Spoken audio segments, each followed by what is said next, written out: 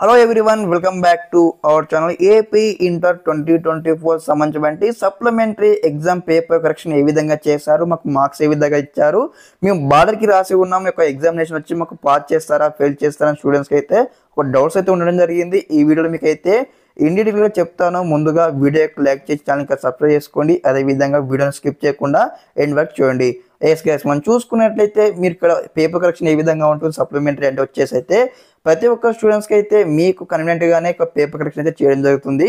For example వచ్చేసి మీరు బార్డర్కి ఎగ్జామ్ రాసి ఉన్నారనుకోండి, మీకు 100% అయితే పాస్ చేయడం జరుగుతుంది. ఫస్ట్ ఇయర్ కావచ్చు, సెకండ్ ఇయర్ కావచ్చు.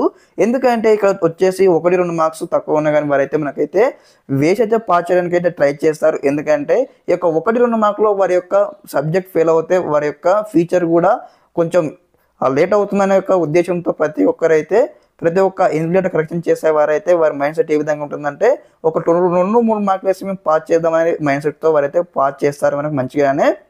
అదేవిధంగా ఇన్ కేస్ మీరు బార్డర్కి రాసి అదేవిధంగా ఇన్ కేస్ మీరు ఏమైనా 2-3 క్వశ్చన్స్ వేరే అటెండ్ చేసినకైతే పాస్ చేయడం జరుగుతుంది. బార్డర్ రాసినా మీరు పాస్ చేస్తారు. అదేవిధంగా వచ్చేసి ఎవరైతే స్టూడెంట్స్ అయితే బార్డర్కి రాయకుండా ఒక 20 మార్క్స్కి ఈ విధంగా రాసి వచ్చి 2-3 క్వశ్చన్స్ రాసినట్టయితే స్టూడెంట్స్కి అయితే పాస్ అయితే చేయరు. ఎవరైతే బార్డర్కి రాసి అదేవిధంగా ఎక్స్ట్రా 2-3 క్వశ్చన్స్ ఏవైనా మీకు వచ్చినా రాకపోయినా ఏదో ఒకటి అటెంప్ట్ చేసిన మీకు పాస్ చేయడానికి వీలైతే ఉంటుంది. ఎందుకంటే మీకు బార్డర్ మార్క్స్ వచ్చిన తర్వాత ఒక మార్క్స్ వేసి మీరు పాస్ అవుతారంటే వేరే క్వశ్చన్స్ రాసి ఉంటారు కదా, అదో ఇదో అందులో వచ్చేసి దానికి హాఫ్ మార్క్ దీని మార్క్ హాఫ్ మార్క్ వేసేసి కూడా మీకు అయితే పాస్ చేయడం జరుగుతుంది.